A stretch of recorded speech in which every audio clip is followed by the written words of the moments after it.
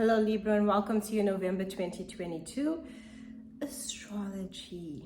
Now Libra, for you need to know that the first half of the month is quite intense as it is eclipse energy, and the majority of it is you focusing on your finances, especially.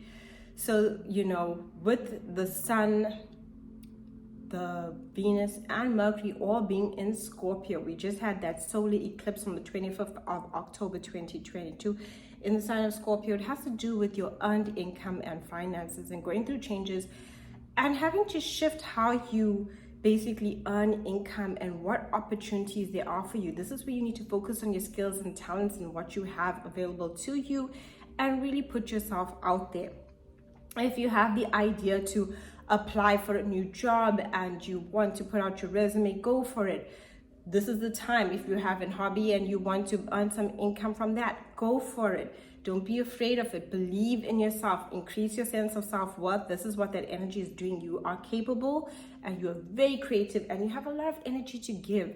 So it's all about focusing on your finances, the money that you get in and how you're using that money and what is of value. You're also looking at your relationships and what is of value. Right? Relationships that put you down and knock you down, make you feel disempowered, and you're looking for people that can make you feel empowered, and that is where you find the value within those relationships.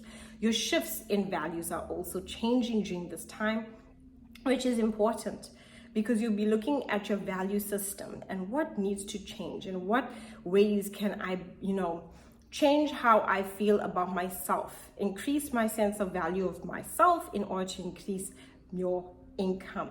Now, on the 8th of November 2022, we have a lunar eclipse happening in your 8th house. This is shedding away fears, cutting away with Uranus there, with a square to Saturn in the 5th. This is an intense energy where you might feel a bit frustrated, right, when it comes to your creativity and what you want to bring about. But this 8th house can be rewarding too, because it is with the North Node in Taurus, which offers rewards for things you've been working on, where you've been putting your energy, where you've been investing. Investments can pay out too. Completion of projects, payout, so forth is very good with that energy there. But it can also create disruptions, right? Disruptions in maybe there's an unexpected debt that you thought you were done with and you need to pay. This is the energy where you pay those debts, where you are doing those things.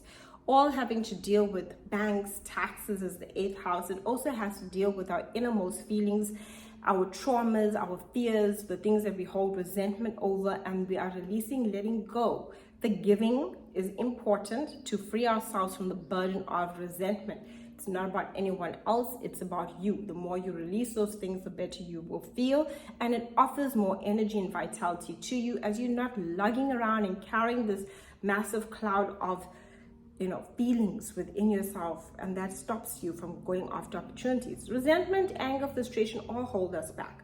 That's a pretty intense eclipse that's happening there, and it's shifting. You might even be researching how you can save money. You're thinking about ways in which you can improve your finances. It's a great time for manifesting as well with that lunar eclipse, in the essence of especially because it's in your 8th house. Lots of times people say don't, manifest with the eclipse season because it's so much transformation is happening. But if you're in the space and have the energy, you definitely can call upon, because it's dealing with the magical aspect of the occult and what's hidden. I'm bringing it to light.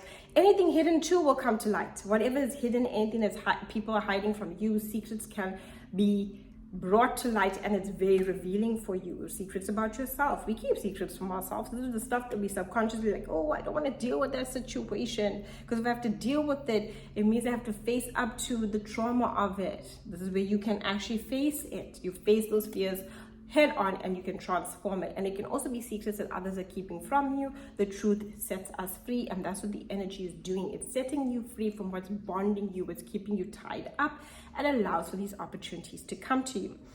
Thereafter, remember until the 15th, the energy is pretty intense and pretty heavy. By the 15th, the energy starts shifting as Venus moves into the 3rd house, 17th, Mercury in the 3rd house, 22nd.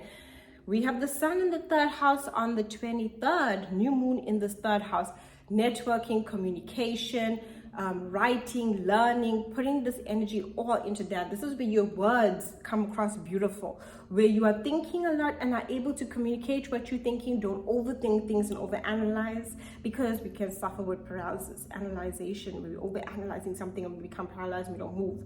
This energy encourages small distant trips, visiting people, connecting to people. Very good for connecting and communication. This is where you might find your phone is going off more than usual. This is where people, especially when you are in a network or business, that's where it's like the communication is just happening, or you're networking for work, or you're networking in those aspects. Very great, very good for marketing, learning something, trips, like I said. Very beautiful energy, and the new moon offers you the opportunity to communicate, to share how you feel.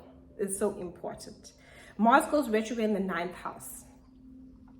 So this is about your sense of freedom, your joy, your higher self.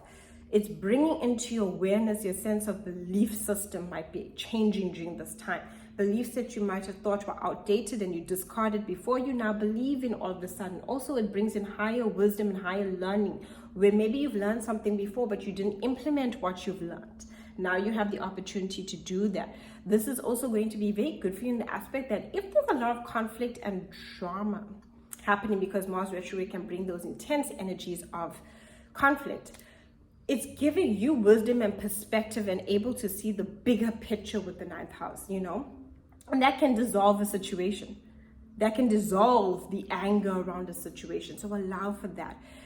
You might be even thinking about traveling to places you've been to before. You might be thinking about relearning something that you've learned. And this time when you pick it up, you have a deeper understanding of it. It hits differently. And that's the importance that's happening there. Jupiter goes direct on the 23rd in the sign of Pisces in your 6th house. Work, health, and routine. This is great. It offers you opportunities for work. It offers you opportunities for your health, mentally, emotionally, and physically. It also offers you opportunities that you can see in how having an effective routine can boost the amount of energy and the things that you can do within a day.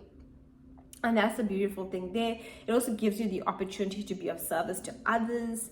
Great energy for that. Taking care of your health, taking care of, it might even show you maybe where you've been neglecting your health in order for you to take better care of it. Think of any opportunities you've been working on work-wise prior. So until May, if you're working on any work opportunities or things you wanted to bring into your life, now it can become available to you there with Jupiter. Jupiter also offers you a lot of compassion and understanding to your health.